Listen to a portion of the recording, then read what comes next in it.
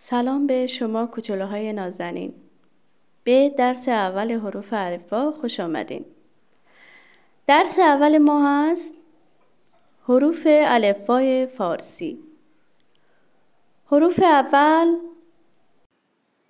الف، الف، آی کوچک و آی بزرگ. ب، ب کوچک و ب بزرگ.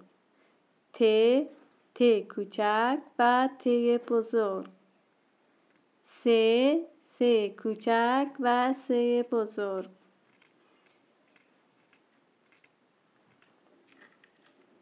جیم، جیم کوچک و جیم بزرگ.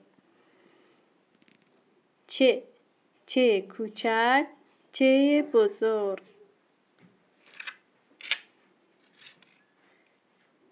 ه، ه کوچک و ه بزرگ.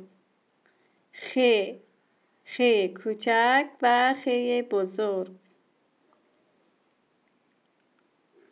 دال، زال. ر، ز. ژ،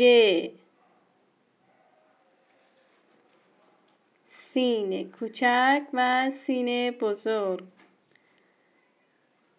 شین کوچک و شین بزرگ.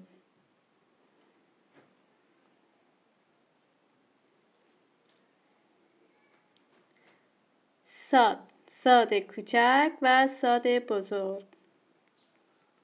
زاد، زاد کوچک و زاد بزرگ. تا، تا، تی دسته دار. ز، زا، ز دسته دار. عین، عین کوچک و عین بزرگ. قین، قین کوچک و قین بزرگ. ف، ف کوچک و ف بزرگ.